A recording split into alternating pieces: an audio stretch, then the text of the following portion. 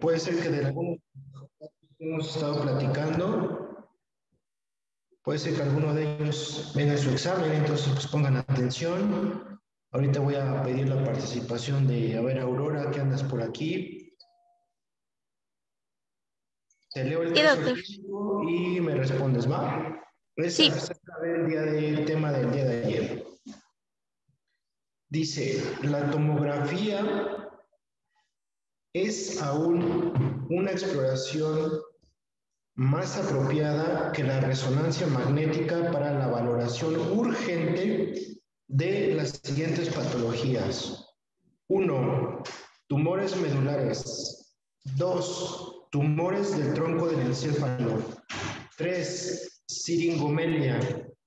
4. Traumatismo craneoencefálico. Y 5. Malformación de Arnold-Chiari. ¿Cuál es lo más correcto en estas respuestas?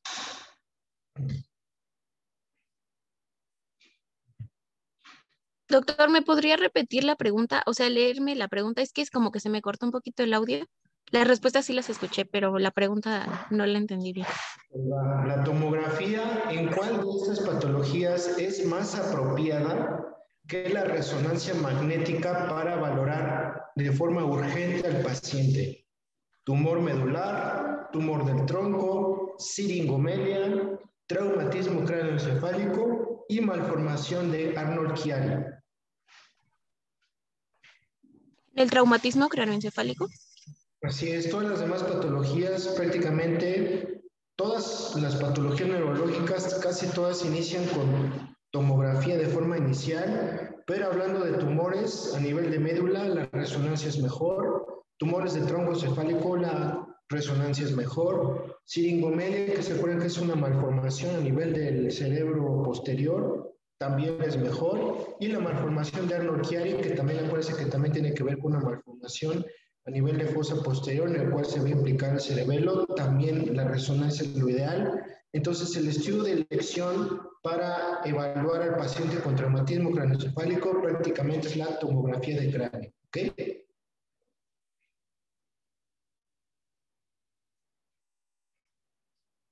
Sí, doctor. Sí, doctor. Okay.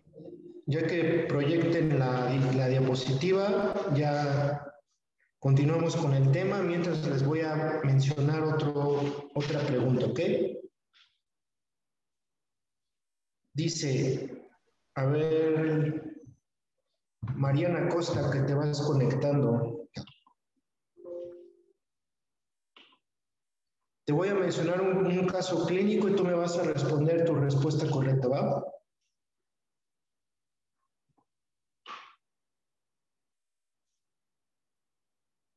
Hola, hola, Mariana. Hola, doctor, sí. Ok, ahí te va. En relación con las fracturas de la base de cráneo, señale cuál de las siguientes afirmaciones es incorrecta. 1. Su localización más común es en la región frontal y el peñasco. 2. La radiografía de cráneo las detecta con dificultad y la tomografía de cráneo es la más sensible. 3. Deben sospecharse en pacientes que presentan hematoma periocular o la región mastoidea. 4. En ellas es usual observar salida de líquido cefalorraquídeo por la nariz o por el conducto auditivo externo. 5. La meningitis secundaria por brecha meningia es el factor de riesgo secundario más importante. ¿Cuál de todas estas es incorrecta? La última. La meningitis secundaria por brecha meningia es el factor de riesgo secundario más importante.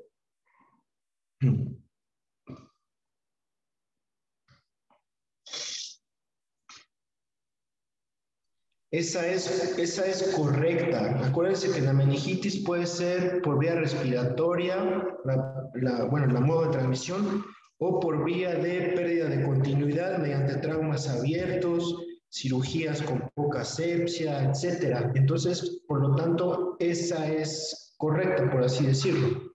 Meningitis sí puede haber en un traumatismo cráneoencefálico a nivel de la base del cráneo. Entonces, esa es correcta. ¿Alguna otra opción? ¿Puede repetirme la segunda opción, por favor? La radiografía de cráneo detecta con dificultad y la tomografía es más sensible. ¿Es correcta o incorrecta? No, es correcta. Ok, es correcta. Ok, ahí tengo otra. Debe sospecharse en pacientes que presentan hematoma periocular o de la región mastoidea. No, esa también es correcta. Esa también es correcta, así es. La localización más común es en la región frontal y en el peñasco.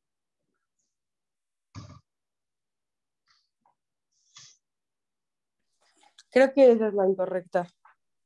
No, esa es correcta. Esa es la de las fracturas de la base de cráneo, esa es la localización más frecuente a nivel frontal y del peñasco. Por lo tanto, como las lesiones a nivel frontal, la manifestación pues son la presencia de los hematomas perioculares o región mastoidea, que también son conocidos como ojos de mapache.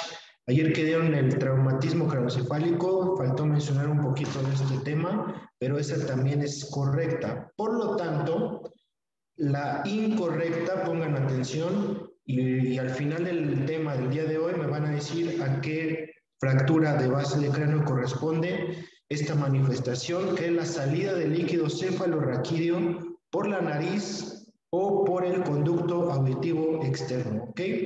Entonces, bueno, podemos ir proyectando la clase para que nuevamente Cintia nos empiece a platicar y al final entonces me va a decir cualquiera de ustedes a qué fractura de base de cráneo corresponde la salida de líquido cefalorraquídeo o a nivel de la nariz, ¿ok?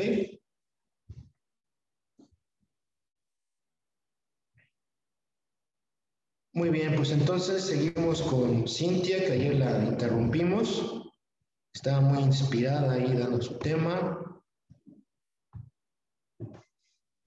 Muy bien, ya te vemos, te escuchamos y vemos la plática. Ok. Me parece que nos quedamos. No, ya había avanzado una.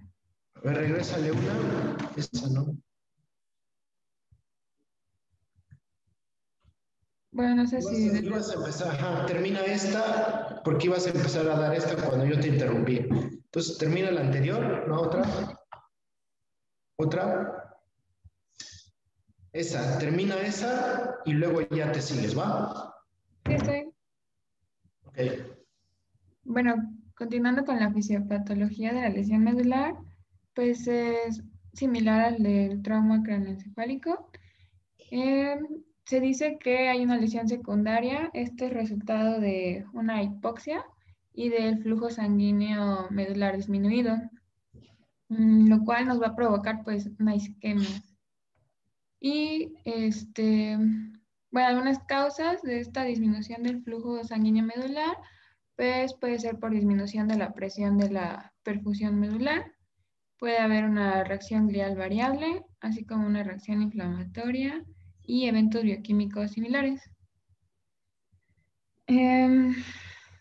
Pues, bueno, a nivel neurológico, pues es el segmento más caudal de la médula espinal, va a tener funciones sensitiva y motora normales en ambos lados del cuerpo, pero si existe una afectación, por ejemplo, a nivel sensitivo, puede ser que se ve afectado el segmento más caudal de la médula espinal y pues igual la función sensitiva se va a ver alterada.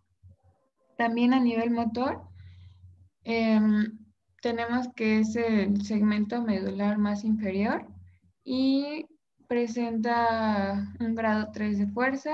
Puede haber músculos clave representados por los segmentos superiores y pueden presentar fuerza normal.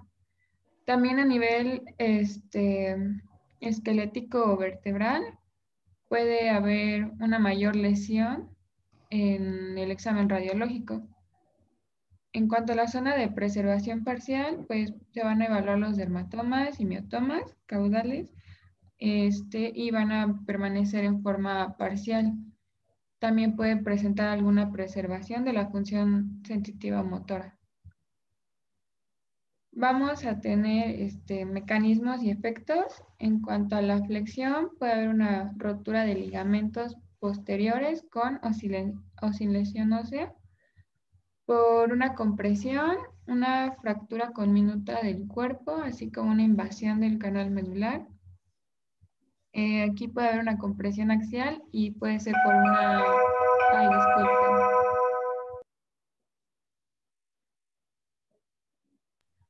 Puede ser por una fractura en cuña con aplastamiento del cuerpo, también una fractura con aplastamiento del cuerpo menor al 50% o una fractura con estallido. Y continuando con los mecanismos y efectos, puede haber una flexión-rotación, es decir, una fractura y una luxación. También puede ser por una hiperextensión, puede haber una lesión ligamentosa anterior y una flexión-separación, es que ya vendría siendo también una fractura-luxación.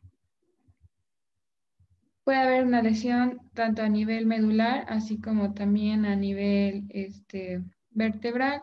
Y en cuanto a la lesión medular, pues vamos a tener que puede ser una lesión medular completa o incompleta. Y pues voy a mencionar también otros síndromes neurológicos, como lo es el síndrome espinal anterior, que pues aquí se va a ver comprometida la asta anterior o el cordón anterior. En cuanto a sus manifestaciones clínicas, pues puede presentar paraplegia o cuadriplegia, si es que la lesión es a nivel más superior a C7, y puede haber anestesia termoalgésica y conserva la propiocepción, la vibración y la presión profunda. Otro síndrome es el síndrome de Brown-Sequard. Y aquí es por un trauma penetrante y representa el 2 al 4% de las lesiones traumáticas. En cuanto a sus manifestaciones, puede haber pérdida del dolor y así como también de la temperatura contralateral, una pérdida de propiocepción y vibración ipsilateral, así como también una pérdida motora ipsilateral. En el síndrome centromedular, pues puede ser por una hiperextensión, ya sea por edad avanzada, alguna estenosis congénita, fuerzas compresivas que pues dan como consecuencia o resultado hemorragia y edema. También algunas de las manifestaciones pues es la debilidad de miembros superiores. Esta va a ser mayor en comparación con la de los miembros inferiores. Y pues puede presentar grados variables de pérdida de la sensibilidad y en algunos casos puede haber disfunción de esfínteres. Mencionar que este es muy raro, puede ser por una contusión cervical posterior, puede haber dolor y parestesia en cuello, brazos y dorso, así como una pérdida de la percepción y de la vibración. Ay, esto me parece que ya es nuestro compañero Maunri. Sí, ya está aquí. Perdón. No te preocupes. Entonces, bueno, en esa tabla describe cómo es el dolor y, bueno, en realidad cuáles son los síntomas, cuál es la parte afectada, ya sea cono medular o cola de caballo. Y, bueno, vamos a ver que el dolor espontáneo, este es infrecuente en cono medular, pero en cola de caballo puede ser más prominente o en radicular. El déficit sensitivo en el cono medular, pues va a ser en silla de montar, y en cola de caballo, pues va a ser asimétrico. La paresia en cono medular es simétrica y no pronunciada, y en cola de caballo permanece asimétrica.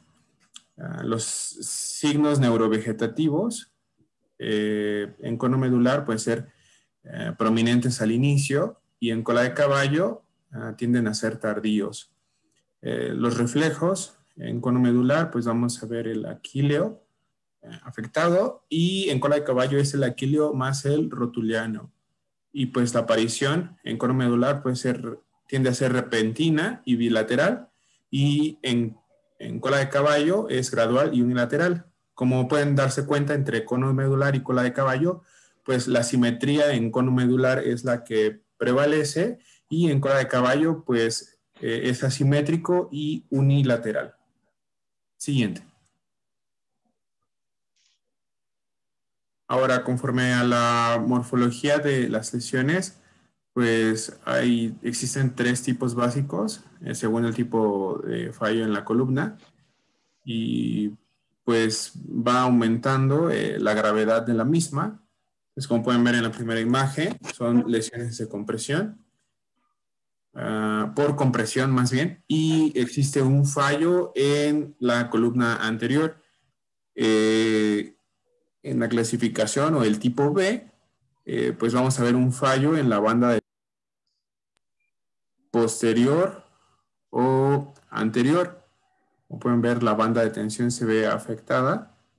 Y en el tipo C, pues vamos a ver fallo de todos los elementos, así como la dislocación o desplazamiento de los cuerpos vertebrales. Siguiente. Entonces, existen pues ciertos efectos dependiendo en qué parte de la médula pues se ve la afección. Entonces, por encima de C5, en caso de que sea pues muy grave, vamos a ver parálisis respiratoria y muerte, como lo que ocurrió con el famoso luchador de lucha libre, el hijo del perro aguayo, que pues falleció. Fue muy sonado ese caso, falleció por ese tipo de lesión. Continuando, pues por encima de C4 y C5, pues vamos a ver en cuadriplegia, entre C5 y C6, paraplegia con preservación de la flexión y aducción de los miembros. Entre C6 y C7, la paraplegia es también notoria. Y ahora una parálisis de muñecas y manos. Y pues esto va en este tipo de lesiones, pues se va a preservar el movimiento de hombros y la flexión del codo. Por encima de T1, cuando las lesiones son transversas, pues vamos a ver las pupilas mióticas. Entre C8 y T1, pues vamos a ver el síndrome de Horner, que va a incluir miosis, ptosis y anhidrosis facial. Entre T11 y T12, la parálisis de los músculos de los miembros inferiores y por encima y por debajo de la rodilla también. Entre T12 y L1, pues parálisis por debajo de lo que es la rodilla. Siguiente, por favor. Para la valoración inicial, pues es necesario un procedimiento secuencial, que lo primero que vamos a revisar son las funciones vitales, que no se vean afectadas, y pues es necesario la correcta ejecución del mismo procedimiento y su secuenciación, ya que, y bueno, es necesario poder asegurarnos de que el nivel es correcto o es completamente verificado antes de pasar al siguiente punto de control. Entonces, la secuencia de actuación es primero el control de la vía aérea y la fijación cervical. Esto es muy importante, ya que en muchos casos, cuando existe un mal manejo, tiende a traer peores consecuencias para el paciente que la lesión misma. Entonces, es muy importante el buen manejo, así como el control de la ventilación y oxigenoterapia de ser necesario. También es necesario poder controlar las hemorragias en el punto número 3, la evaluación del estado circulatorio, o sea que tenga buena perfusión. Ahora pasamos a la evaluación neurológica. Como ya conocen, el método más o la escala más utilizada es medición por Glasgow y también pues la exposición corporal y protección ambiental del paciente. Entonces, ya vimos que esto es conocido como el ABCD y pues vemos que el traumatismo de médula pues está asociado a traumatismos de alta energía. Eso tienden a ser como principalmente accidentes automovilísticos, accidentes de trabajo como caídas de grandes alturas, golpes con herramientas, etcétera. Y pues en la tabla 1 podemos ver signos de sospecha de lesión medular. Vamos a encontrar debilidad o parálisis de las extremidades. También vamos a ver en alteraciones de la sensibilidad, también en las extremidades o en el tronco. También la dificultad para poder hablar, dificultad para la respiración abdominal, hipotensión y bradicardia paradójica, la posición en flexión de codos, dolor o deformidad en la columna, pues obviamente esto es más evidente, la deformidad. Vamos a encontrar también parestesia o una sensación, el paciente lo va a describir con una sensación de descarga eléctrica. Y pues la ausencia de dolor en presencia de lesiones que son graves o pues son muy notorias, ¿no? Y también priapismo. En la tabla 2 pues vamos a ver los nexus, que son criterios de bajo riesgo de lesión en la columna cervical, y entre ellos está la ausencia de dolor en la línea media, ausencia de déficit neurológico focal, estado de alerta normal, ausencia de intoxicación y ausencia de lesión dolorosa que causa distracción. Siguiente. Ahora aquí en esta tabla tenemos la escala de graduación de lesión medular de Frankel. Entonces vemos que es de A, B, C, D, E. Y A es como el mayor daño y E es normal. Y bueno, vamos a empezar de arriba hacia abajo. O más bien de lo normal a lo anormal. O sea, de la letra E hacia la A. Cuando la nomenclatura es con la letra E, se define que es la columna o la médula está normal y no existe ningún déficit en la misma. En el grado D hay una preservación motora funcional y pues se define como fuerza muscular funcional. En el grado C va a existir la nomenclatura es una preservación motora no funcional y se define como una preservación de alguna fuerza muscular sin uso funcional. O sea, puede moverlo, pero no a conciencia o no en su totalidad el paciente. En el grado B hay una preservación sensitiva escasa y se define como una preservación de pues, poca sensibilidad. Y esta está asociada a la parálisis motora completa. Tantito, chicos, denle 5 minutos al doctor y ahorita continúan, ¿ok? Ok.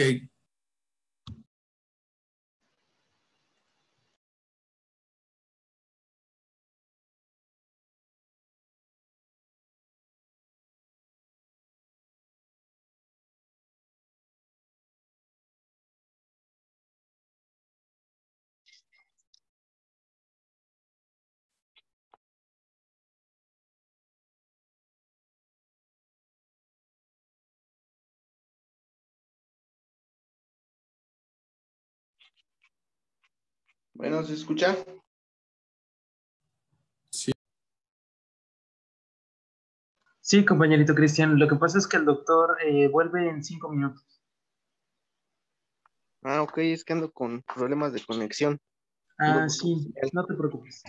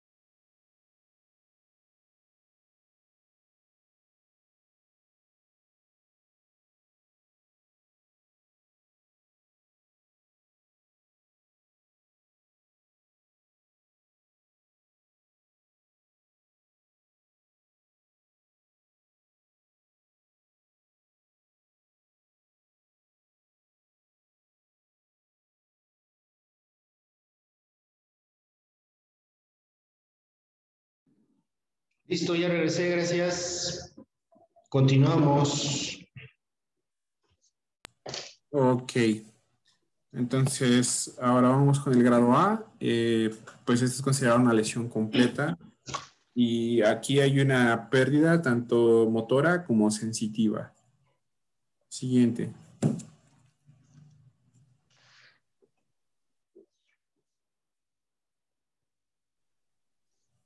Ok, sí, te escucho. Ok, bueno, en esta escala de graduación, pues se va a ver el grado de lesión y el nivel en el que se encuentra. Por decir, en el grado B va a ser una lesión con preservación sensitiva escasa. En este caso, pues la función sensitiva está preservada por debajo del nivel neurológico donde se encuentra la lesión. Y esta, pues, puede extenderse incluso hasta los segmentos sacros. Pero aquí va a haber pérdida de lo que es la función motora. En la de grado C, ahí va a haber preservación motora, pero igual por debajo del nivel neurológico y más de la mitad de los músculos, bueno, van a estar igual por debajo del nivel neurológico y va a haber una fuerza muscular, pero esta no va a tener como tal un uso que sea funcional.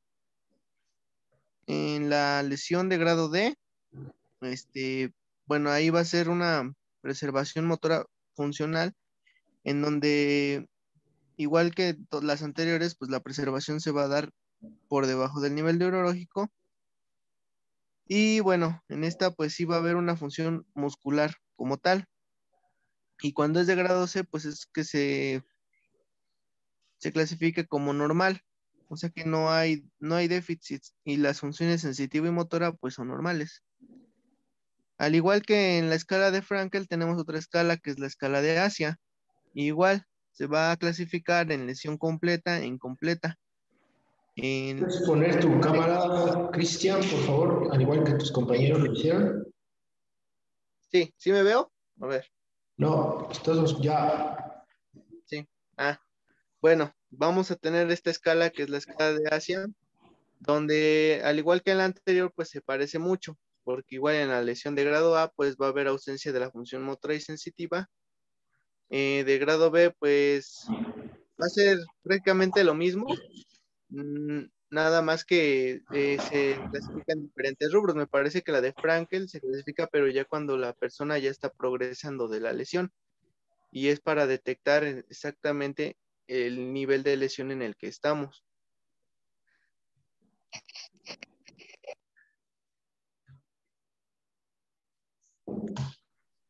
Bueno, después de ahí, pues tenemos lo que son los signos de que hay una lesión medular en general, donde pues vamos a poder encontrar en el paciente flacidez con pérdida de fuerza.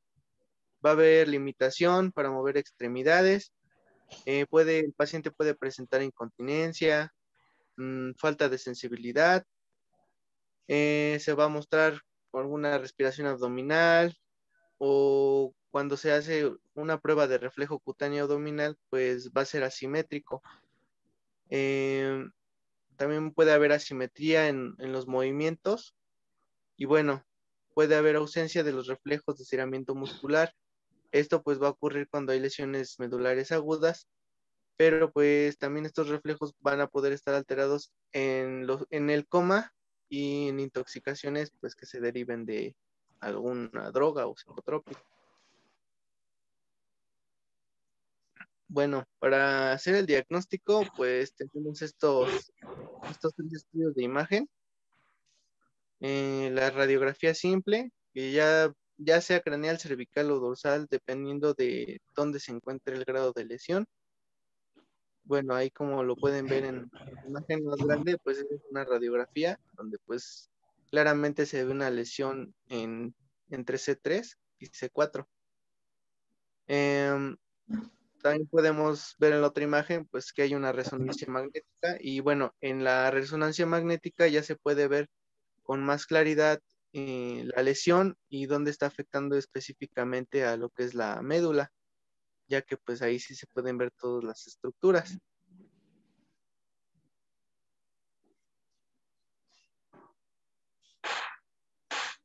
Pues en tratamiento, primero, pues hay que trasladar al paciente a un lugar donde sea, bueno, donde tengan todo el material que se necesite. Es decir, si nosotros nos llega un paciente a un centro de salud, pues ahí no se va a tener lo necesario, entonces tiene que llevar a un hospital, pues por lo menos de primer nivel o de segundo. Eh, bueno, después sigue lo que es el tratamiento del paciente, que es cuando se puede hacer la descompresión de las estructuras. En caso de que haya una ruptura o una lesión, puedes estabilizar estas estructuras y los ligamentos que estén implicados. Al hacer esto, pues debemos de evitar que haya lesiones añadidas inmediatas o tardías. Y bueno, y lo último que debemos hacer es pues acortar lo que es el tiempo de tratamiento lo más que se pueda. En cuestión de lo farmacológico, pues se puede utilizar corticosteroides como la metilprednisolona, mannitol, y bueno, en caso de que se trate de una luxación, pues tratar esta luxación y bueno, evaluar también el daño para ver si el paciente es sometido o no a cirugía.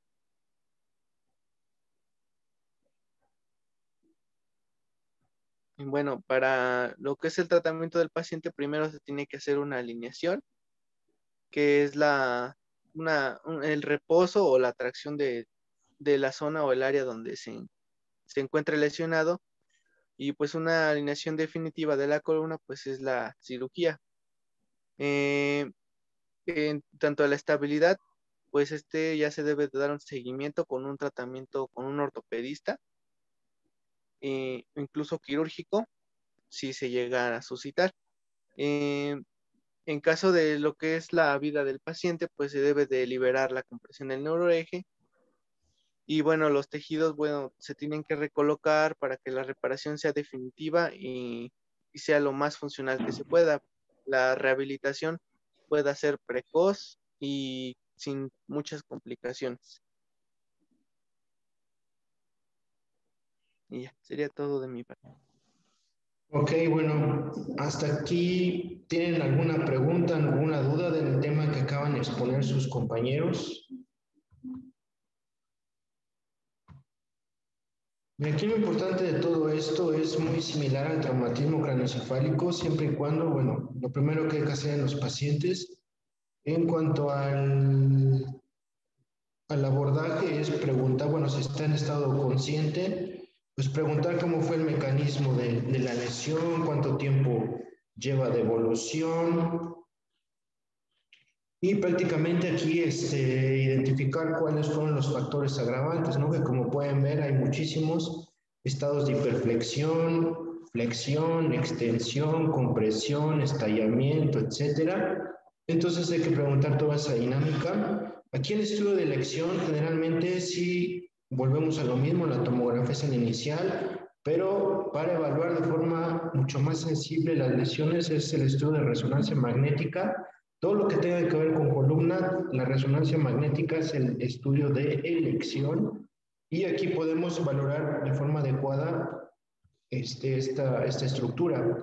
Ahora, en cuanto a las escalas, la más utilizada es la de Asia, que es ABCDE. Acuérdense que la A es la más comprometida y la E es la que prácticamente las funciones están totalmente conservadas. Aquí para tener en cuenta o implementar esta escala necesitamos hacer una adecuada exploración neurológica y esto tiene que ver con la realización de los reflejos, lo motor y de sensibilidad. Esta sensibilidad, bueno, pues vamos a evaluar lo térmico, frío, dolor, vibración, posición, etcétera. Entonces, esta escala prácticamente tenemos que hacer una exploración neurológica muy minuciosa, ¿ok? Y finalmente el tratamiento va a ir enfocado a el mecanismo por el cual fue esta lesión vertebromedular. Con fines de examen, acuérdense que hay una tabla que presentó su compañero en el cual vienen especificados los diferentes niveles de lesión y las manifestaciones clínicas a nivel neurológico que van a presentar. Entonces, como sugerencia, apréndanse esa tabla porque va a venir alguna lesión específica y ustedes van a tener que implementar cuál va a ser el síntoma neurológico. Acuérdense, esta escala de Asia que ahorita la están proyectando, también apréndensela porque va a venir alguna de estas para que ustedes la identifiquen. Y su tarea, bueno, pues va a ser identificar si es tipo A, B, C, D o prácticamente E, en el cual las lesiones, bueno, más bien no van a existir lesiones ni sensitivas ni motoras, o sea, prácticamente el individuo va a estar normal. Y también apréndanse los síndromes medulares. Hablaron de un síndrome medular anterior, el síndrome de von Sequard y un síndrome centromedular. También va a venir un cuadro clínico en el cual ustedes van a tener que diferenciar a quién corresponde cada una de estas lesiones, ¿ok? Entonces, como conclusión, apréndanse la escala de Asia, las lesiones de las diferentes vértebras y los síntomas neurológicos. Y acuérdense de esos síndromes medulares, por lo menos apenas esos 3 porque va a venir uno en el examen. Y bueno, si ustedes no tienen preguntas o dudas, vamos a continuar con el siguiente tema, ya para no atrasarnos, que es de hernia de disco, y con esto ya finalizamos el día de hoy. Claro, doctor. Ahora sí comparto pantalla. Un segundito. Ya la comparto, Oliver, ya la tengo. Ah, ok. Vale.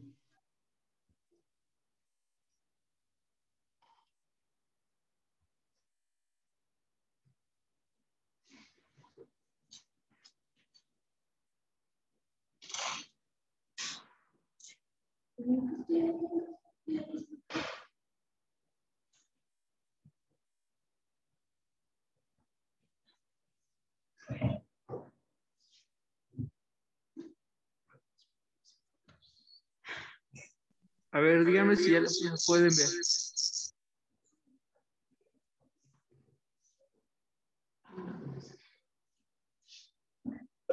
Ya Ya. para Ya se ve. Listo.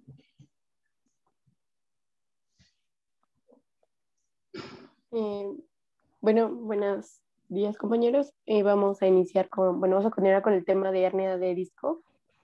¿Le puedes dar a la siguiente, por favor?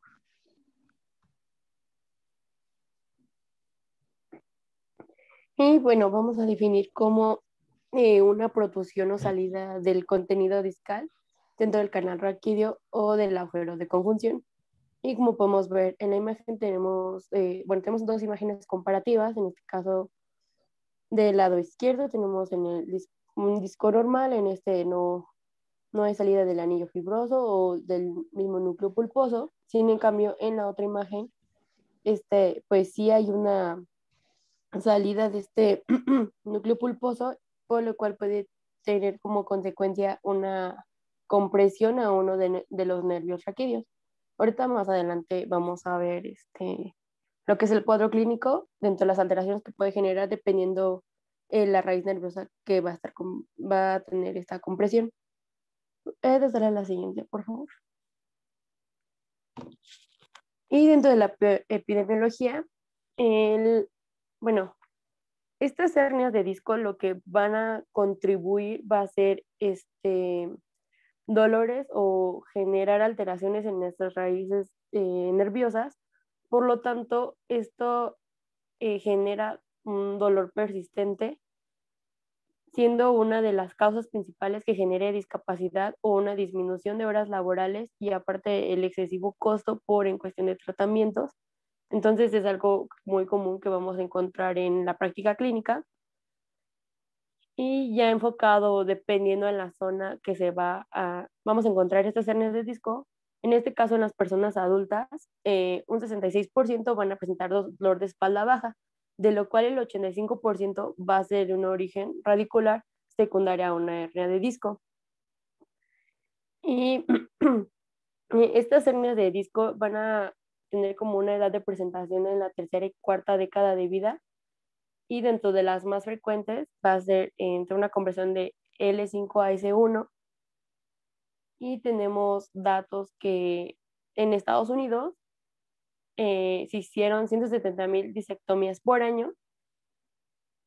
Bueno, nomás encontré como el registro en Estados Unidos, no encontré como en México. Y en este caso, el 90% se va a deber a que hay una afectación en nivel de L4 o L5 y L5 y S1. Y como, bueno, mencioné a un inicio, va a causar de los primeros motivos de consulta, va a estar en los 7 primeros lugares. Y igual en relación a lo que es al nervio ciático, todas las personas, bueno, del 1 al 2% de las personas entre 30 y 50 años van a tener como esta etiología de una hernia discal, pero generada por una compresión en nuestro nervio ciático. ¿Puedes darle la siguiente, por favor? Y dentro de los factores de riesgo, pues uno de ellos pues, va a ser este aumento de peso, que es la obesidad, la edad, siendo como mayor predominio en personas de ya a partir de 30 a 40 años, y esto va a depender mucho de que este envejecimiento que va a tener, bueno, esta degeneración de nuestro disco vertebral, también tiene relación lo que va a ser la ocupación, por ejemplo, en personas que manejan muy frecuente, por ejemplo, a los conductores, los taxistas, o personas que realizan actividades de sobrecarga en la columna, en este caso, cargadores o que realizan estas cargas, pero no es de forma adecuada, o sea, como que van a someter a la columna vertebral a esfuerzos que a lo mejor no, digamos, o no va a tolerar o no va a ser de la forma correcta. El sedentarismo, persona que va a estar sentada, puede condicionar a este tipo de hernias, igual el tabaquismo, y esto se va a deber porque va a contribuir a que haya una degeneración como más rápida de estos discos intervertebrales. ¿Le puedes darle la siguiente, por favor? Ahora vamos a pasar con lo que es la etiología. Bueno, como ya sabemos, el núcleo pulposo, su función es amortiguar y transmitir las cargas entre lo que son las vértebras. Bueno, cuando el núcleo pulposo es sometido a una presión hidrostática mayor a lo que son 80 kilopascales, esta expulsa agua y pierde altura. La presión hidrostática principalmente se da por lo que es la posición y el peso. Y también necesitamos saber otro concepto que es la presión de turgencia, que esta es la presión contra la resistencia de un cuerpo. Entonces, este es capaz de expandirse absorbiendo lo que es agua.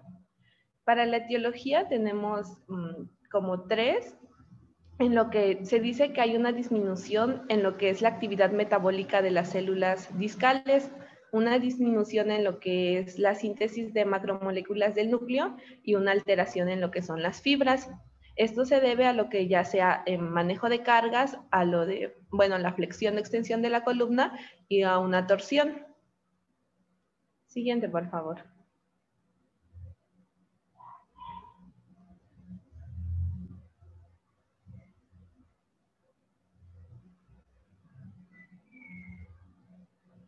Se dice que hay como 3 etapas de la vida en donde se da por diferentes etiologías. La primera es la fase inicial, en donde se presenta en adolescentes y en el adulto joven. Esto se da por lo que es la pérdida de la turgencia, en donde el núcleo se abomba y el anillo que permite el desplazamiento de las fibras externas presionadas por el núcleo pulposo. Entonces aquí, como podemos ver en la imagen, hay un abombamiento del núcleo, lo que hace que las fibras pues ya no estén en su lugar y el núcleo pulposo se salga, dando como consecuencia lo que es el desplazamiento en los movimientos. Ya no es una columna estable. Siguiente, por favor.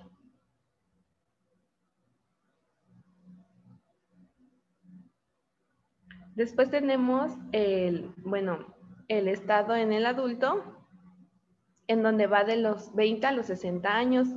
Aquí también las fibras se abomban y están sometidas a lo que es la presión del núcleo, por lo que comienzan a lo que es a fisurarse. Hay 2 tipos de fisuras. Las fisuras que solamente migran del fragmento del núcleo pulposo, que se llama protrusión, y otra fisuración en donde es mayor. Entonces aquí ya el contenido sale afuera y se le conoce como prolapso o hernia. Más adelante se explicará mejor la clasificación. Por lo tanto, esto ya da lo que es la irritación a lo que son los nervios y como consecuencia va a dar los síntomas. Siguiente, por favor.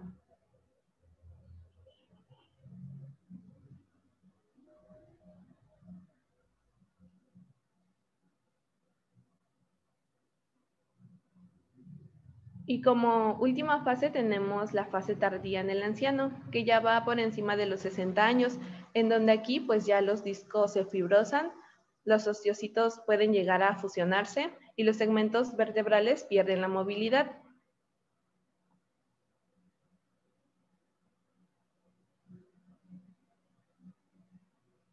Siguiente. Bueno, ya dentro de la fisiopatología, ya Suyeri ya nos hizo una pequeña introducción. Bueno, como dar esta idea de qué es lo que va a ocurrir o por qué se va a producir. La degeneración del disco intervertebral, o sea, ya va a subir esta deshidratación, va a perder estas fibras. Entonces, lo que va a ocurrir que, por ejemplo, esta degeneración, vamos a tener lo que son los cuerpos vertebrales, nuestro disco vertebral, entonces, degenerado, y luego realizamos una flexión de la columna. Perdón. Bueno, hacemos la flexión de la columna. Entonces, al momento de realizar la flexión, y luego le pones como más compresión, le vas a poner más peso, lo que va a hacer, va a generar más presión, digamos, de la parte anterior, y por lo tanto va a ocasionar que el núcleo pulposo se pueda desplazar por la fuerza mayor ejercida, porque ya no va a tener la capacidad de amortiguar a lo mejor esa carga, y va a perder por lo tanto esta estabilidad en estos cuerpos y ocasionando la salida de contenido del disco vertebral. ¿Puedes dar la siguiente, por favor? Y bueno, ya como nos mencionó Suyeli acerca de un poco de la clasificación, bueno, esta clasificación nos va a ayudar principalmente cuando hacemos estos estudios por imagen, y los podemos clasificar de acuerdo a la estructura. Bueno, aquí hay una pequeña falta de ortografía, es protusión. Y esta, bueno, es como mayor característica que esta va a ser una hernia contenida. ¿A qué nos referimos con una hernia contenida? Esto quiere decir que no va a perder, por ejemplo, no va a haber una salida del núcleo pulposo ni del anillo, o sea, que no, o sea, tenemos nuestro anillo fibroso y nuestro núcleo pulposo, digamos, no va a salir, se va a mantener, o sea, sale como que todo junto, no va a salir el núcleo pulposo nada más, como en la primera imagen que observamos en la que es la definición. ¿Y a qué nos referimos con lo que es protusión? Esto quiere decir de que va a salir el contenido de nuestro disco invertebral. Va a salir, pero va a ser como va a ser menor proporcional de acuerdo al diámetro del disco intervertebral, y a lo que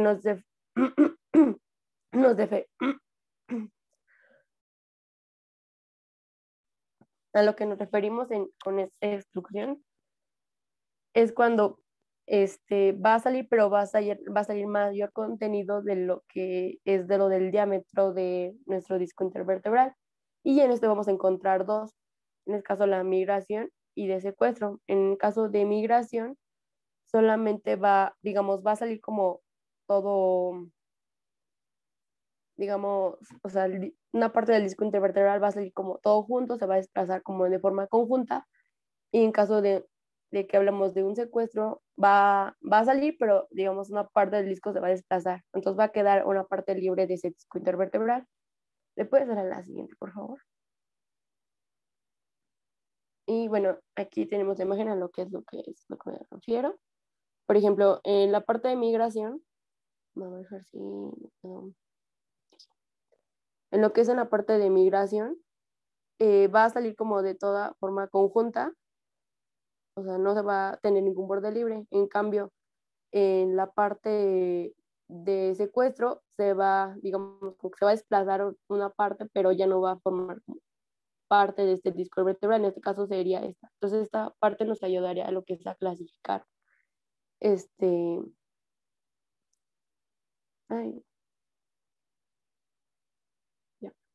Nos va a ayudar a clasificar este tipo de hernias discales. Y igual aquí, por ejemplo, tenemos la que es una resonancia magnética, y se puede como que precisar mejor esta hernia, de cómo una digamos, se va a salir el contenido, pero uno se desplaza y el otro como que sale de forma conjunta. ¿Le puedes dar a la siguiente, por favor? Y tenemos otra, bueno, parte de la clasificación, en este caso en el plano sagital, vamos a tener lo que va a ser la parte central, y en este caso podemos encontrar también no solo parte central, sino también paracentral, por ejemplo, derecha-izquierda. En este caso sería donde está la C aquí. Y tenemos lo que son las laterales, las foraminales y las extraforaminales. Esos como que ya van a ser más externas, entonces por lo tanto no nos van a generar como tal una compresión de los nervios radiculares. Es más frecuente que sean las hernias de tipo central o paracentral, y estas son las que nos van a causar este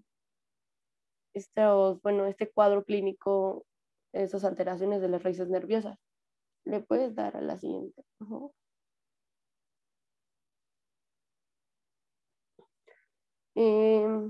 Dentro del cuadro clínico, como mencioné al inicio, este va a depender mucho de la zona donde va a generar esta compresión radicular. En este caso, por ejemplo, entre C4 y C5, pues va a salir nuestra C5, donde lo que va a ocasionar va a ser debilidad principalmente al supraespinoso, la parte infraespinosa del deltoides, o leve debilidad del bíceps. Y podemos encontrar cambios en los reflejos, principalmente una disminución del reflejo bicipital. En la raíz de 6 va a haber debilidad en el bíceps, en el supinador largo, en el primer radial externo. Y bueno, va a causar disminución de los reflejos, principalmente bicipital y el supinador, y puede estar acompañado de una dolor a la palpación donde está la región de la escápula, la supraescapular, escapular, parestesias de los dedos, principalmente del pulgar y el índice. En C7 va a estar afectado, va a haber debilidad en el tríceps y extensores del carpo, disminución o ausencia del reflejo bicipital, tricipital, dolor a la palpación de la mitad interna de la escápula en la región supraclavicular o del tríceps, y algunas personas han referido que tienen como esas parestesias en los dedos de la mano. En C8 tenemos debilidad en los músculos intrínsecos de la mano, va a haber disminución o preservación del reflejo tricipital, y pueden indicar que hay, puede haber parálisis cubital. También en L2 a L, en L3 vamos a tener debilidad en el abdomen del músculo y del cuádriceps. Va a haber cambios en los reflejos, principalmente vamos a tener arreflexia o hiporreflexia rotuliana. En L4 vamos a tener debilidad en el músculo tibial anterior, y a veces van a tener pie péndulo, o sea, no como que siempre van a presentar, pero en ocasiones sí. Y va a haber hiporreflexia rotuliana, o va a estar ausente o va a estar disminuido este reflejo. Puedes darle a la siguiente. En raíz afectada L5 vamos a tener debilidad en el extensor largo del dedo gordo, extensor corto de los dedos. Podemos encontrar debilidad tibial anterior, y también podemos encontrar este tipo de péndulo. Vamos a tener lo que son dolor a elevación de las piernas en extensión, y también pueden presentar dolor a palpación, principalmente en la región glútea lateral, y en S1 pues la debilidad flexora plantar y los músculos isquiotibiales. Podemos tener ausencia o disminución del reflejo aquiliano. Igual vamos a tener dolor a la elevación de la pierna en extensión. Y a estos pacientes, por ejemplo, se les puede pedir que caminen con los talones. Esto va a presentar dolor, entonces como que eso nos puede ayudar a lo que es al diagnóstico en esta parte clínica. Bueno, esta tablita es del Adams, por si la quieren revisar más adelante. Creo que está muy completa dependiendo de la zona que va a estar afectada, pero siendo como de los más comunes de este tipo de hernia va a ser de tipo lumbar. Puedes dar a la siguiente, por favor. Bueno, ya hasta aquí no tienen alguna duda acerca de las hernias, para ya pasar a lo que es el diagnóstico y tratamiento. ¿Tienen alguna pregunta, alguna duda? Gracias, Laisha. No, doctor. Bueno, antes de continuar, apréndanse igual esta tablita en el cual viene especificado bien el sitio de lesión y prácticamente las manifestaciones clínicas que vamos a encontrar en cada una de ellas. Aquí yo les voy a preguntar igual y todo lo que tienen, todas las alteraciones de cada uno, pero apréndanse muy bien por lo menos, por ejemplo, cuando se ve afectado el disco o el espacio intervertebral entre C4 y C5, me interesan los reflejos. ¿Qué reflejo se va a ver alterado? En este caso el bicipital. Cuando se encuentra el 5C6, ¿qué reflejo? Que en este caso también puede ser el bicipital acompañado del supinador, C6, C7 con el tricipital y así sucesivamente, ¿salen?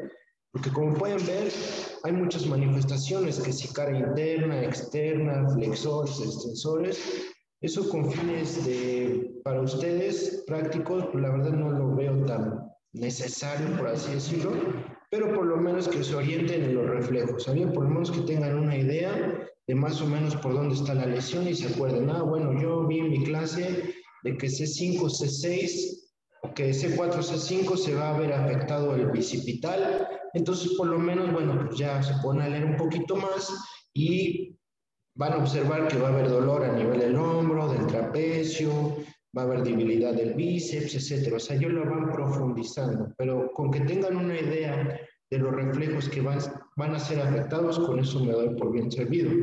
Entonces, ¿alguna pregunta, alguna duda antes de continuar?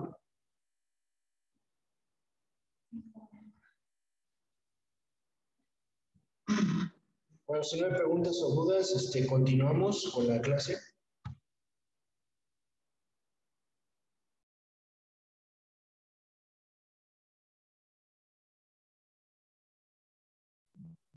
Ahí voy, nada más déjeme encender mi cámara. ¿Permití? Ahora sí. Ahí están las cosas.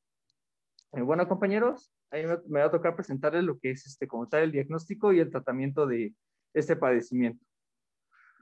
Bueno, empecemos. El diagnóstico, primordialmente, como ya dijo el profesor y mencionaban mis compañeras, va a afectar diferentes reflejos, va a depender la zona y el sitio que está afectado. Una cosa que se pasó ahorita a mencionar y así como que rápido la retomamos, ¿se acuerdan que con la profesora de ortopedia nos mencionó que a partir de C8 las raíces van a salir por arriba y abajo de C8, todas las que vienen abajo de C8, la raíz sale por abajo? Nada más para tener una idea de qué raíces o qué estructuras nerviosas van a ser afectadas.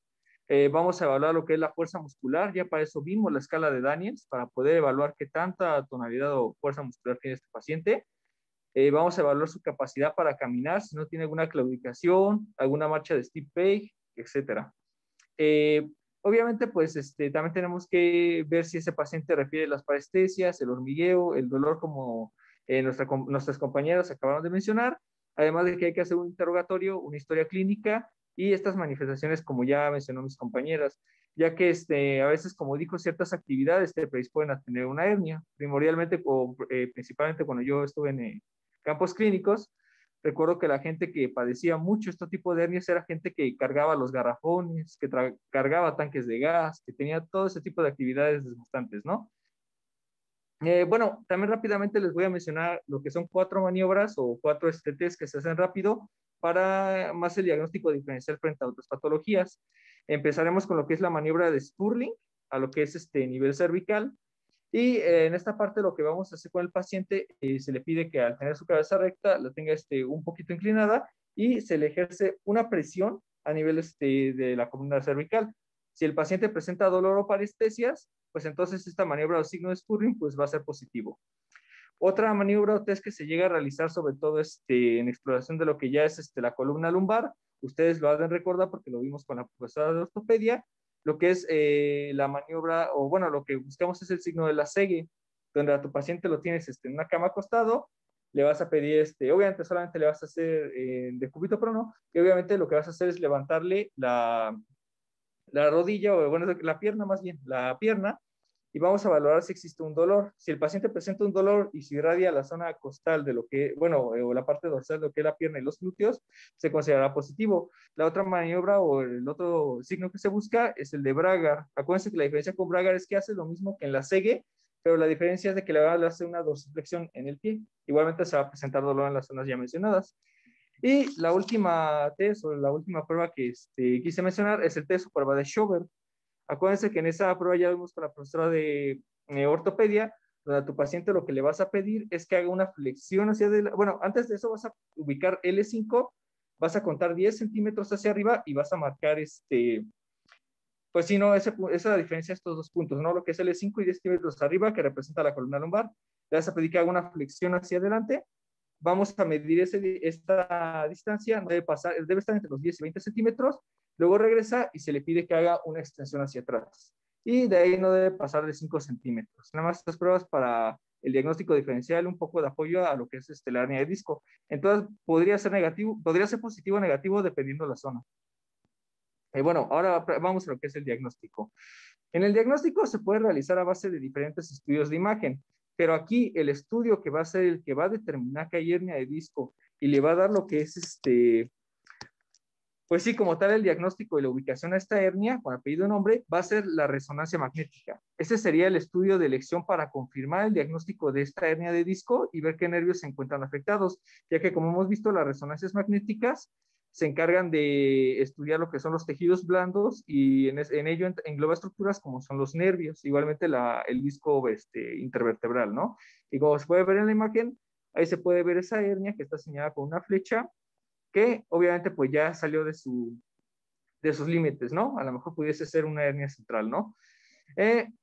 Otra cosa que, o otro estudio que podemos relacionar para diferenciar diagnósticos más que nada, son las radiografías. Acuérdense que la profesora de ortopedia nos dijo que lo más humilde que tú le puedes pedir a tu paciente, pues sería una radiografía. No va a detectar la hernia de disco, eso es un hecho. O sea, esta no detecta la hernia de disco, pero te puede ayudar a descartar otras causas. Y bueno, para eso está la serie del mielograma, que prácticamente se enfoca a evaluar lo que es la médula espinal o tinciones con contraste, y podríamos a lo mejor ver una pequeña afectación, pero aún así, como les mencioné, no va a detectar la hernia de disco. La hernia de disco se detecta con la resonancia magnética. Y bueno, también puedes diferenciarlo de otros padecimientos que adelante mencionaré. Y la tomografía computarizada, pues obviamente te da imágenes de la columna vertebral, pero solamente lo que tú vas a ver aquí es hueso. Se va a enfocar más en detectar lo que son las estructuras óseas y podremos ver si hay alguna afectación en alguna estructura ósea aledaña o si hay algún otro proceso de trauma y ortopedia que ahorita voy a mencionar en el diagnóstico diferencial. Otras pruebas que tú puedes pedirle a tu paciente puede ser una electromiografía, que obviamente va a evaluar la actividad eléctrica de estos músculos cuando se van a contraer y cuando están en reposo. De ahí nos podremos dar una idea qué zona o qué nervio pudiese ser el que esté afectado, ¿no? Un estudio de conducción nerviosa, que prácticamente estos estudios de conducción depende y difiere mucho de la clínica y el método que se aborde, pero generalmente va a medir estos impulsos eléctricos, qué tanto estas señales nerviosas están llegando, pues por así decirlo, a través del nervio a su estructura neuromuscular, y ver qué tipo de acción y grado de voltaje tiene, ¿no? Acuérdense que la carga de electronvoltios en cada uno y a lo mejor los vatios, ¿no? Que también se llegan a medir igual que la velocidad de metros sobre segundo, es diferente en cada músculo, dependerá de la zona. Y pues generalmente estos te pueden ayudar a determinar la ubicación de este daño nervioso, ¿no? Bueno, el diagnóstico diferencial. Aquí, como les mencioné, van a existir diferentes entidades o diferentes patologías que se pueden confundir mucho con lo que es una hernia lumbar, ¿no? O bueno, una hernia de disco generalmente. Como les dije, va a depender de la vértebra que está afectada, va a haber una respuesta o, bueno, respectiva etiología nosológica de cada uno. Y aquí en este cuadro, como les menciono, va a depender en qué zona está afectada. Por ejemplo, en el cuerpo vertebral generalmente vas a encontrar osteofitos o metástasis de algún cáncer. Pero acuérdense que los osteofitos, como ya hemos para pasar ortopedia, son calcificaciones, son estructuras rígidas, pero también no solo puedes encontrar estos osteofitos que pueden estar ya sea apretando o apachurrando lo que es el canal medular, entre otras estructuras, sino que también puedes encontrar los sindesmofitos. No sé si se acuerdan que con la profesora de ortopedia vimos los sindesmofitos y también primordialmente como afectan de lo que es la zona de la lámina o a partir de la lámina, pues obviamente también pueden generar este tipo de obstrucción o apretamiento, ¿no? En el disco intervertebral, como mencioné, un quiste discal, claro que se puede confundir con un quiste, una hernia discal, ya que como nosotros hemos visto, los quistes generalmente son defectos congénitos. Y además de eso, pues estos quistes generalmente están hechos igual generalmente están rellenos de agua, pero puede tener algunas proteínas o contenido purulento, va a depender si está infectado o no. Hay que descartar esa parte. El foramen intervertebral, como le dije, puede haber un neurinoma, o sea, puede haber un cáncer o una metástasis que se está formando en este foramen intervertebral, o también que pueda afectar lo que es el conducto medular, y obviamente puede irse diseminando este cáncer. Un ejemplo, yo se los digo, cuando yo estuve en el hospital igualmente trabajaba de técnico, todavía ni siquiera tenía conocimiento médico, pero me encontré un caso de un schwannoma, prácticamente tomando todo lo que es la estructura de la columna vertebral. Fue algo muy raro, pero me sucedió. Otra es la articulación interapofisiaria. Podemos encontrar un quiste sinovial, igualmente como ya lo había mencionado, pueden estar en diferentes lados. El hematoma epidural, como dije, en el espacio epidural puede salir sangre, se extravasa y puede formar estos hematomas, generando una compresión a nivel de las estructuras nerviosas. Y bueno, ya sea que pueda prestar pues sí, ya puede ser a la dura madre, alguna meninge o inclusive el canal medular. Y el absceso epidural, que obviamente, como lo sabemos, en procesos infecciosos generalmente se generan estos abscesos. Aunque, acuérdense que por la profesora de ortopedia nos acabó de mencionar que también está el síndrome, la persona no está contando, perdón, ¿qué pasa, saliva? Podríamos encontrar diferentes síndromes, como puede ser una espondilolistesis que podría estar aledaña. Puede haber otro tipo de patologías como una espondiloartrosis, o inclusive puede venir lo que es el síndrome de conducto lumbar estrecho. Ya lo vimos con la profesora de ortopedia, que esos agujeros de conjunción que nosotros vemos en las radiografías se van disminuyendo su espacio y puede apretar las raíces nerviosas y dar una radiculopatía o alguna enfermedad afectando la raíz nerviosa. Eso también es muy importante descartarlo, ¿no? Bueno, respecto a lo que es el tratamiento, va a diferir de muchas cosas, ¿no? Primordialmente va a ser conservador, por así decirlo al principio, para que al hacer sus actividades el paciente no le moleste el movimiento o estas parecias o dolor que le esté percibiendo la hernia, ¿no? Primordialmente usamos primero los antiinflamatorios, ya sea el naproxeno, a veces han referido algunos a ketorolaco, algún AINES, que lo que haga es bajar principalmente la inflamación que está provocando esta hernia.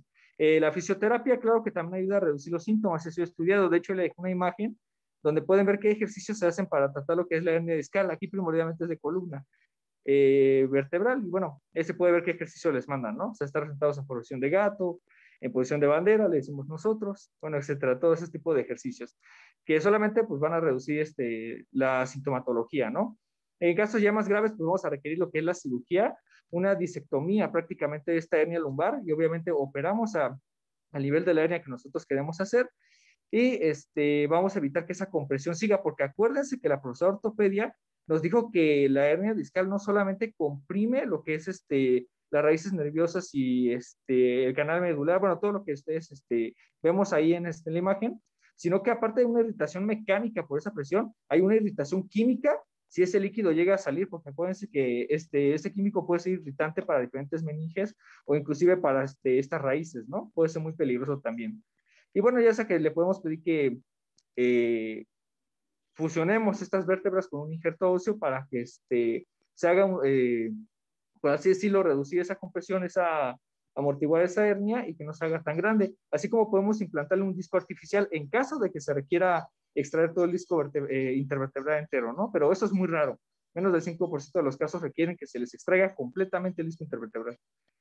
Bueno, otros tratamientos que se tienen o métodos es la ozonoterapia o filtraciones de ozono. Acuérdense que las filtraciones de ozono, generalmente el ozono lo que hace es que reduce esa masa del disco intervertebral y por ende de esa hernia.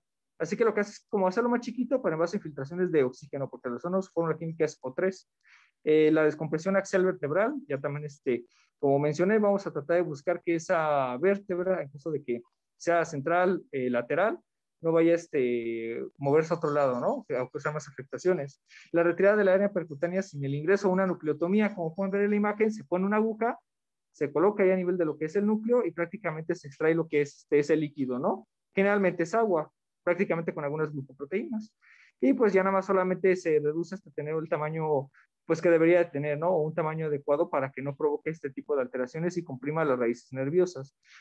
También se ha estudiado otros estudios como es la quiropraxia. Ya saben que con el quiropráctico tiene ciertas maniobras que le van a ayudar a a realizar este tipo de ejercicios para que no le duele al paciente. Y la acupuntura, bueno, de hecho algo bien curioso en la acupuntura, de hecho yo lo investigué de un artículo chino, no sé si ahorita lo tuve ya apuntado, pero en la acupuntura prácticamente, así resumiéndolo muy rápido,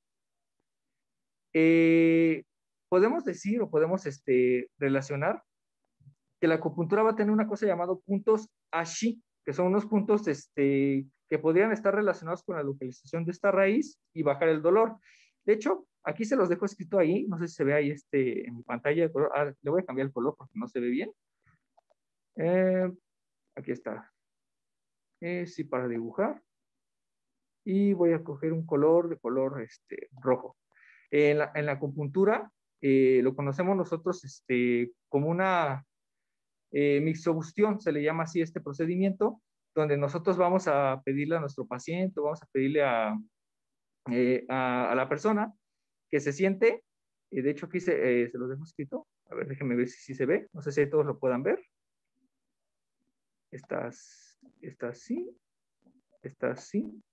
está así, estas están así, me estoy acordando, sí, ya me acordé, está así, está así, está lo que es acá,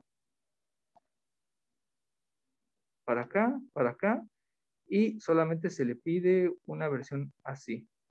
Bueno, este signo que les acabé de como escribir en medio chino, es una estructura en chino que significa mixobustión, así se escribe en chino por cualquier duda que ahí se aclare. Bueno, lo que pasa en esta prueba o en esta mixobustión, agarran como una especie de cerillo, así van a enterar como cigarro, que está hecho con una planta de la familia de las artemisas. Acuérdense que las artemisas no solamente ayudan para relajar, porque la función de estas plantas es relajar las estructuras musculares en base a sus compuestos flavonoides. Y lo que sucede con la mixobustión no solamente se ocupa para esto, sino que también el ajenjo, o no sé si han visto algunas plantas estas de la artemisa, o el arebatano, ayuda también en gastroenterología para tratar ciertos parásitos, porque también es un antihelmítico. Y obviamente lo que hace es que se le calienta, digamos, como cigarro o esta forma que tiene la artemisa, y se le va poniendo en la espalda en esos puntos de Ashi.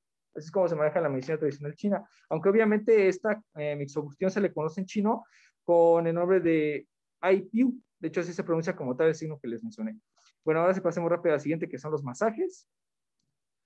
Y bueno, ya para lo que es la prevención, vamos a decir que aquí el paciente debe hacer ejercicio, debe fortalecer sus músculos para estabilizar lo que es su espina dorsal y mantener una buena postura. Esto va a reducir la presión en la espina para que pues el paciente mantenga su espalda recta, la mantenga, no digamos como que alineada, porque puede ser que la columna no es totalmente recta, si tiene ciertas curvaturas, hiposis y lordosis. Y primordialmente pues que evite levantar objetos pesados o tratar de reducir esas posturas viciosas que están causando que la hernia siga comprimiendo, ¿no? Además de que evitemos que trate de cambiar de actividad si se puede, si no vamos a tratar de amortiguar sus síntomas o ya en los peores casos hacer la cirugía, pero esperemos que eso nunca llegue a suscitarse, ¿no? Mantener lo que es el peso saludable, ya que obviamente, acuérdense que la persona dijo que tener sobrepeso o obesidad te da una hiperlordosis, y el que tú tengas esa hiperlordosis fisiológica puede causar muchas complicaciones y aparte de eso puede afectar lo que es la columna vertebral por todo ese panículo adiposo de más, ¿no? El sobrepeso, ¿no? Pues hay que mantenerlo en su peso ideal. Además de que tiene que dejar de fumar, de tomar, de tener malos hábitos de vida, porque eso también puede afectar e incluso agravar la aparición de esta hernia de disco, ¿no? Y bueno, para su pronóstico, generalmente el pronóstico es bueno, afortunadamente el tratamiento farmacológico, se me olvidó mencionar, también como antiinflamatorios pueden usar corticosteroides, pero acuérdense que no se los dejen por mucho tiempo porque un corticosteroide a largo plazo te causa muchos problemas como infecciones recurrentes, hay que tomar en cuenta mucho eso. Bueno, se dice que con las terapias de apoyo llegan a recidivar también, solo un pequeño porcentaje de los casos se va a quedar con este dolor de espalda crónico. Y obviamente, pues las principales complicaciones que se tienen aquí es el dolor de espalda o de pierna que se va a quedar prolongado, la pérdida del movimiento de la sensibilidad de los pies y las piernas, o sea, va a tener parestesias, va a tener dolor, va a tener hormigueo en todas estas zonas durante un tiempo, puede perder el funcionamiento de la vejiga e intestinos. Acuérdense que esta incontinencia urinaria y fecal puede estar relacionada primordialmente a lo que es el nivel lumbar y sacro primordialmente.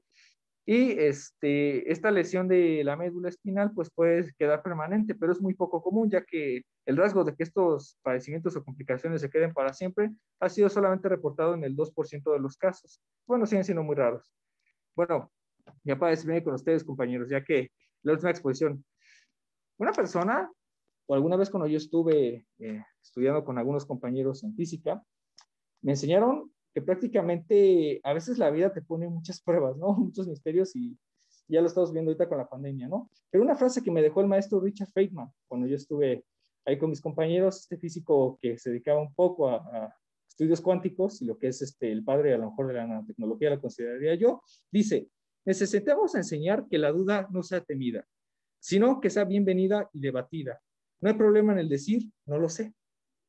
Se los digo porque yo ahí en física, con los entriones, los piones, los fermiones, todas estas partículas, créanme que es un rollo, chicos.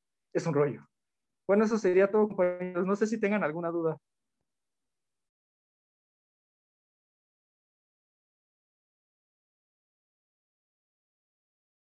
No, compañero, muchas gracias. ¿Tiene alguna pregunta, alguna duda? No, doctor, todo bien.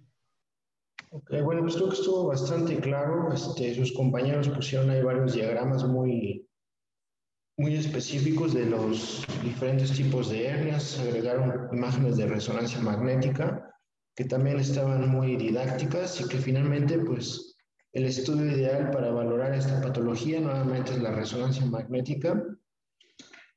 Y bueno, en cuanto al tratamiento, como dijo su compañero, y lo mencionó bien, bueno, pues podemos iniciar de forma inicial cambiando algunos datos o hábitos de la vida, bajar de peso, alguna fisioterapia y algunos analgésicos y desinflamatorios. Si esto no es corregible, bueno, pues el tratamiento quirúrgico que prácticamente es el definitivo y es el de elección. Existen diferentes técnicas que, bueno, pues no nos vamos a ahondar mucho en el tema, ya que este tema también lo abordaron, así como dijo su compañero, en el área de trauma y ortopedia. Entonces, bueno, pues ellos son los expertos y lo que les haya comentado su médico, bueno, pues es lo adecuado, ¿no? Entonces, aquí nada más como clave, lo que les mencioné, aparece el cuadro donde vienen la localización de las hernias y las diferentes alteraciones en los reflejos que se van a ver representados según el nivel. Y ¿alguna pregunta, alguna duda? Nada más les voy a comentar otros 3 casos clínicos y ya damos por terminada la sesión del día de hoy. Claro, doctor. Ok, bueno, pues vamos entonces a comentar algunos de estos casos. Y yo lo voy a leer, el que quiera participar pues ya me lo comenta. Esto va a ser opcional, ahí va. Este es de traumatismo. Dice, un niño de 12 años de edad sufre pérdida de conciencia breve tras caerse de una bicicleta. Al llegar a urgencias está orientado y presenta signos de impacto en la región parietal derecha. 2 horas más tarde se queja de cefalea de intensidad rápidamente creciente, seguida de alteración del nivel de conciencia. La causa más probable del deterioro es la siguiente, ¿ok? Entonces un niño que se cae, llega a urgencias orientado, pero posteriormente 2 horas después se queja de cefalea y deterioro de la conciencia, ¿ok? La causa más frecuente o más probable es opción número 1, contusión cerebral parietal derecha. 2, hipertensión intracraneal aguda, secundario a edema cerebral. 3, hematoma epidural agudo. 4, meningitis por neumococo. 5, hidrocefalia aguda secundaria a hemorragia subaracnoidea postraumática. Entonces, ¿cuál es la opción más probable de todas estas? Entonces, niño 12 años se cae, llega a urgencias normal, orientado, pero posteriormente 2 horas después con cefalea y alteraciones en nivel de conciencia. ¿Cuál es la probabilidad diagnóstica más probable?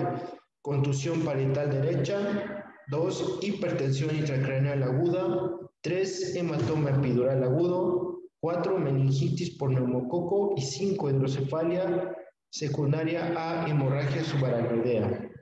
¿Cuál es la más probable? Que quiera contestar. ¿El hematoma? ¿Ok? ¿Alguien diferente? Sería la contusión.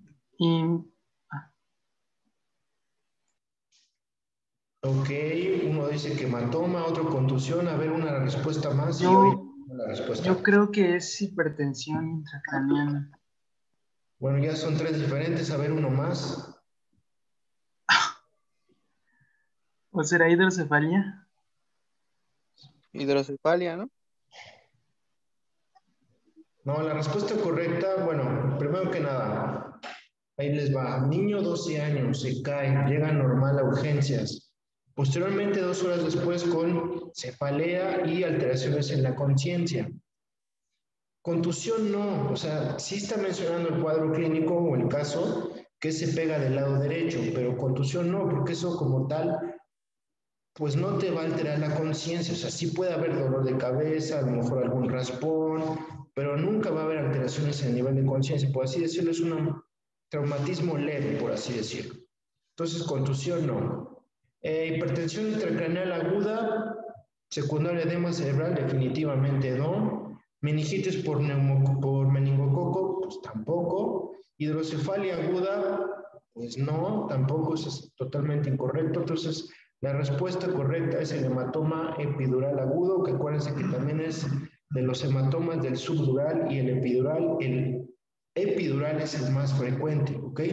Y acuérdense que puede manifestarse como al principio no puede haber alteraciones en la conciencia, pero posteriormente el paciente puede evolucionar a eso. Ok, entonces la respuesta correcta es el hematoma epidural agudo. Esa es la correcta. Siguiente caso, el que quiera contestar. Un paciente ha sufrido un traumatismo cráneoencefálico, llega al servicio de urgencias. Por radiología se observa una fractura lineal de la bóveda craneal. Entonces tiene una radiografía con una fractura lineal. A las 12 horas del accidente comienza también de forma progresiva con alteración en el nivel de conciencia y asimetría pupilar. ¿Ok? Entonces, este sí tiene una fractura que es evidente en la radiografía. 12 horas después, alteración del nivel de conciencia progresivo y asimetría pupilar. ¿Qué diagnóstico es el más probable? Opción 1, hematoma epidural. 2, hematoma subdural. 3, crisis epiléptica postraumática. 4, meningitis. 5, coma metabólico. Entonces, ¿cuál de esas es la correcta?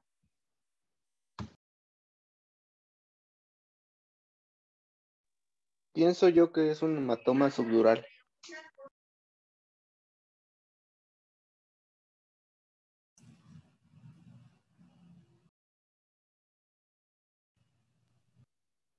¿Alguien diferente?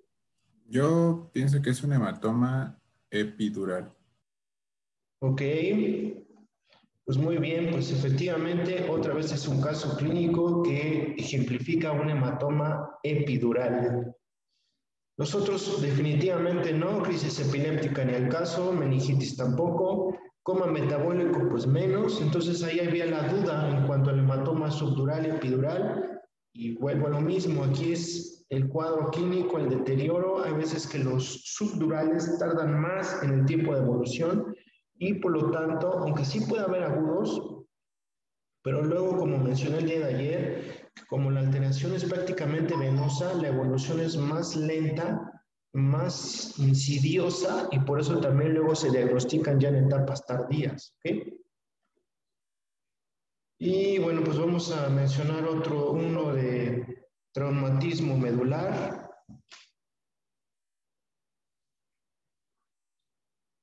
Dice, paciente de 40 años que estuvo durante casi 24 horas haciendo la mudanza de su casa.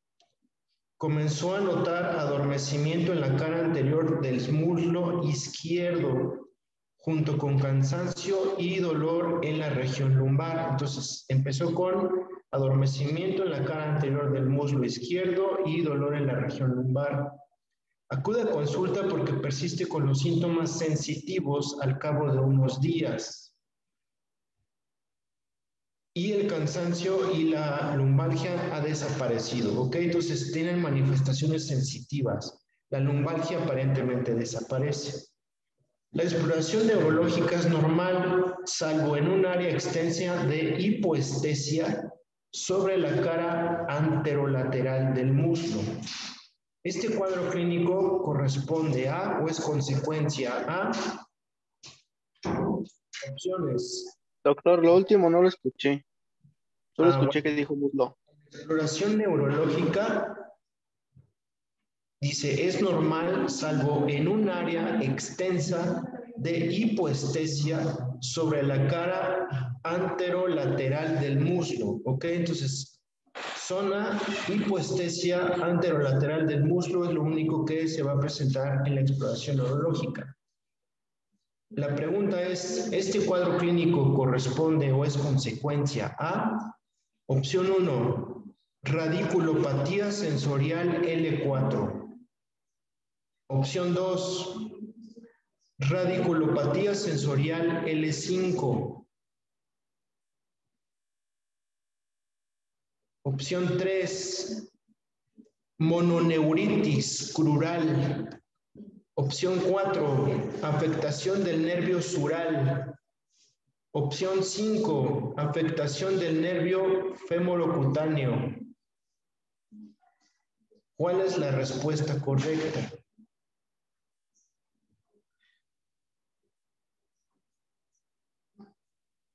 La exploración neurológica muestra zona de hipoestesia sobre la cara anterolateral del muslo. Opciones: radiculopatía sensorial L4, radiculopatía sensorial L5,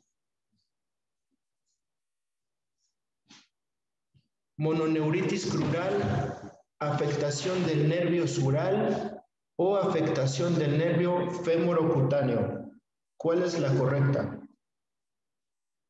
Siento yo que es una radiculopatía sensorial de L4. Ok, ¿alguien diferente a Cristian?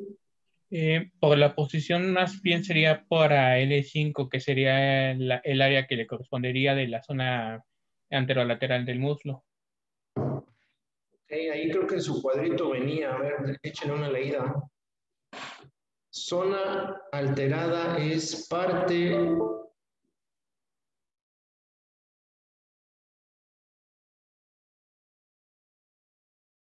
Ciertamente L5.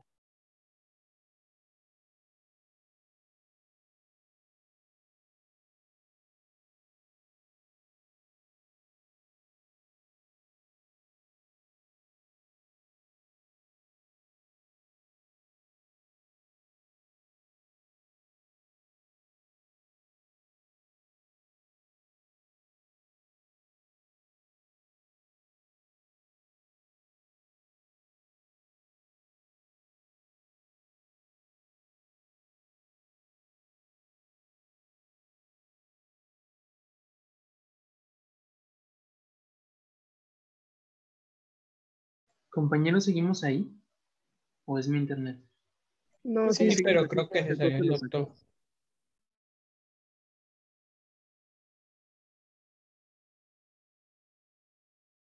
Híjole, pues yo creo que ya. Acaba de mandar un mensaje que se apagó su computadora.